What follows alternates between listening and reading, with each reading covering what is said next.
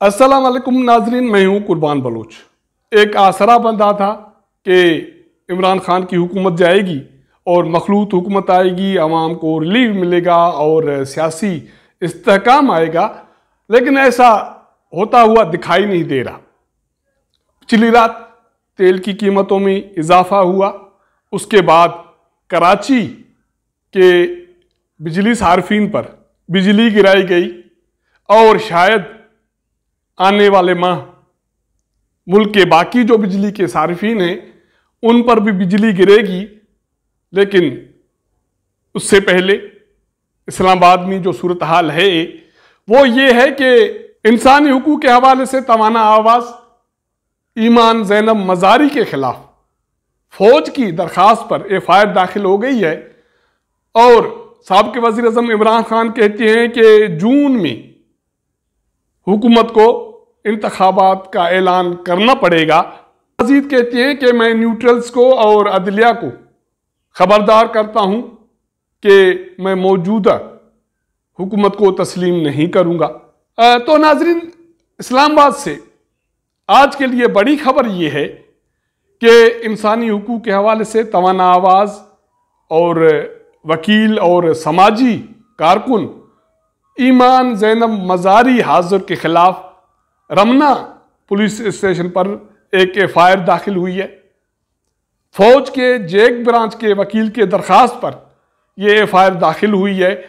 ईमान ज़ैनब मज़ारी पर इल्ज़ाम ये है कि उन्होंने 21 मई को मीडिया से बात की जिसमें उन्होंने army chief general Qamar Javed Bajwa की तज़हीक की या उसकी तौहीन की। तो इस इल्ज़ाम पर ईमान मज़ारी के खिलाफ एफआईआर दाखिल हो चुकी है। इस्लामाबाद हाई कोर्ट के चीफ जस्टिस अतर मिन्नल्ला ने 1000 रुपए के एवज ईमान मज़ारी की कबल गिरफ्तारी जमानत मंजूर कर दी है। ईमान मज़ारी साबिक़ वफाकी वजीर शीरी मज़ारी की बेटी है, लेकिन उसके हवाले से बड़ी बात यह है कि तहरीक इंसाफ के 3.5 साल हुकूमती दौर में वो तहरीक इंसाफ की शदीद नाकिद रही है। वो इंसानी हुकूक के हवाले से आवाज़ बुलंद करती रही है, ख़ास करके मिसिंग पर्सन के हवाले से वो जदोजहद करती है और वकील है और उसके साथ साथ समाजी वर्कर भी है। पाकिस्तान की तारीख में ये पहली मरतबा होने जा रहा है कि पाक फौज के कानूनी ब्रांच जैक ब्रांच की तरफ से एक सिविलियन पर एफआईआर दाखिल कर दी गई है और इल्ज़ाम मैंने आपको बता दिया। आलमी मीडिया में ये खबर टॉप 10 पे चली है और चल रही है कि पाकिस्तान में एक समाजी कारकुन के खिलाफ फौज के दरख्वास्त पर एफआईआर दाखिल हो चुकी है। मौजूदा मखलूत हुकूमत का अभी तक कोई रद्द-ए-अमल सामने नहीं आया। इसके हवाले से सोशल मीडिया पर बहस जरूर हो रही है। अब देखना यह है कि आने वाले दिनों में ये केस क्या रुख अख्तियार करती है। तो हम फिलहाल मुल्क की सियासी सूरत हाल की तरफ लौटते हैं। तो साबिक़ वज़ीर आज़म इमरान खान ने पेशावर में आज एक प्रेस कॉन्फ्रेंस की है। उसमें उसका यह कहना था कि मैं इस्लामाबाद से इसलिए वापस गया हूं कि खून रेजी का खतरा था, कारकुनों के खिलाफ पुलिस और कानून नाफिज करने वाले इदारों के खिलाफ गम और गुस्सा था, तो इसलिए मैंने धरना ख़त्म किया और हुकूमत को 6 दिनों की मोहलत दी है कि वो इंतखाबात की तारीख दें, वरना मैं वापस इस्लामाबाद आऊँगा। इमरान खान कहते हैं कि जून में इंतखाबात की तारीख तो हुकूमत को देना पड़ेगा, मैं बाज आने वाला नहीं हूं। हुकूमत के साथ मुज़ाकरात के लिए मेरे दरवाजे खुले हुए हैं, लेकिन इसके लिए हुकूमत को अभी से इंतखाबात के हवाले से तारीख का ऐलान करना पड़ेगा। एक दिन पहले कौमी असेंबली में वज़ीर आज़म शहबाज शरीफ ने अपनी तकरीर में ये कहा था कि मुज़ाकरात के लिए दरवाजे खुले हुए हैं और मैं कमेटी बनाने के लिए भी तैयार हूं, लेकिन इमरान खान का ये मुतालबा मंजूर नहीं है कि हुकूमत इंतखाबात के लिए तारीख का ऐलान करे। तो इसका मतलब है कि वज़ीर-ए-आज़म शहबाज शरीफ ने मुज़ाकरात की बात की, कमेटी बनाने की बात की, उसके जवाब में इमरान खान ने मुज़ाकरात की बात की, दरवाजे खुले रखने की बात की।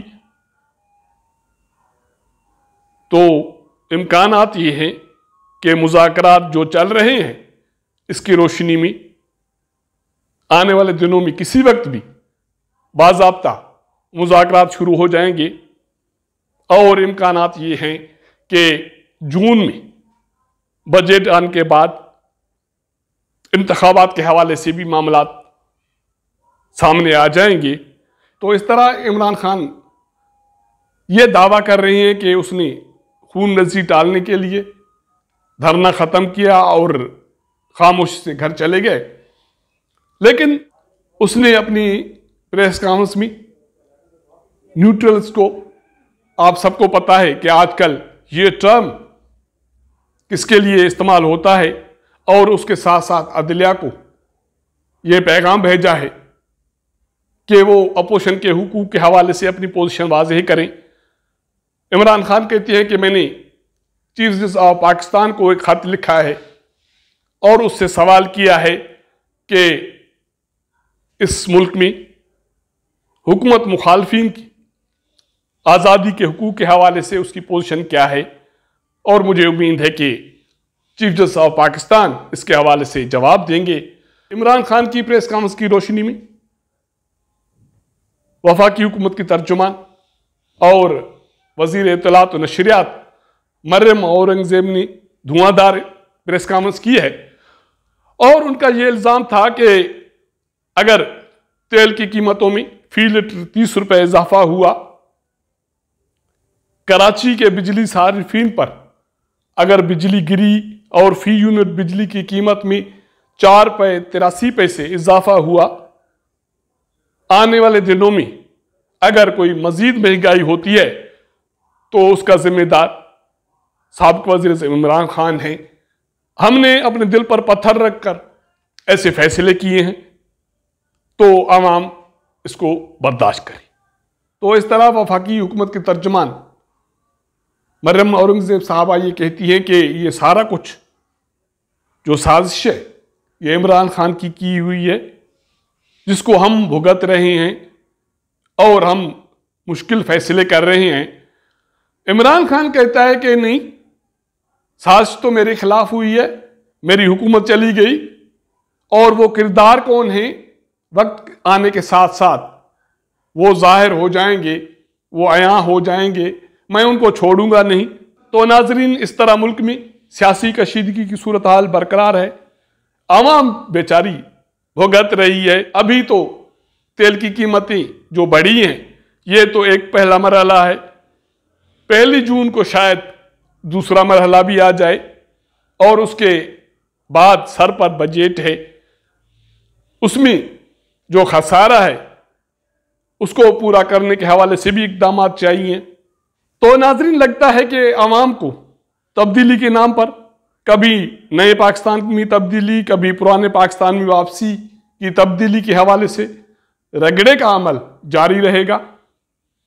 आज के लिए इतना। अगर हमारा ये व्लॉग आपको पसंद आए तो अपने दोस्तों के साथ ज़रूर शेयर कीजिएगा, अपना फीडबैक दीजिएगा। आपके साथ मुलाकात करेंगे अगले प्रोग्राम में, तब तक इजाज़त दीजिएगा। अल्लाह हाफ़िज़।